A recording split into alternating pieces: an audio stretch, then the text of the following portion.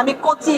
আচ্ছা, আমি জানি আমি এই কথাটা বললে ওই ক্লিপটা অনেক জায়গায় ইউজ হবে, হয়তো আপনারা ইউজ করবেন, আপনাদেরটা কেটে ইউজ করা হবে। বয়স নিয়ে আসলে অনেক কথা হচ্ছে, ভালোই হলো আপনারা এই প্রশ্নটা তুললেন। আসলে আমি কখনোই নিজেকে ছোট প্রমাণ করে কোনো সুবিধা নিতে চাইনি, কিংবা সুবিধার জায়গাও না, বা মানুষও যে আমার বয়স শুনে সারপ্রাইজ হচ্ছে সেটাকেও আমি দোষের কিছু মনে করি না। কারণ রাজনৈতিক একটি টক শো কিংবা দেশকে নিয়ে প্রশ্ন করার অধিকার 21 বছর বা 22 বছরের একটি মেয়ে হোল্ড করেছে, সেটা একটি অস্বাভাবিক জায়গা তো বটেই। তো মানুষ আসলে আমি বিশ্বাস করি তার অভিজ্ঞতা দিয়ে বড় হয়।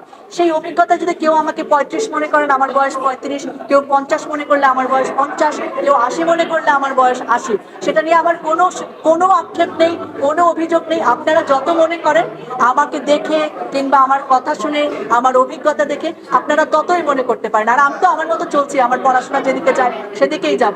সো এটা নিয়ে আমি একদমই কনসার্ন। আপনারা আপনাদের মতো বয়স ভাবতে পারেন, আমি কিন্তু কোথাও দাবি করছি না আমি কোচি, আমার বয়স কম, আমাকে এটা করো, আমি বুঝি না, আমি এরকম কিচ্ছু কিন্তু বলি।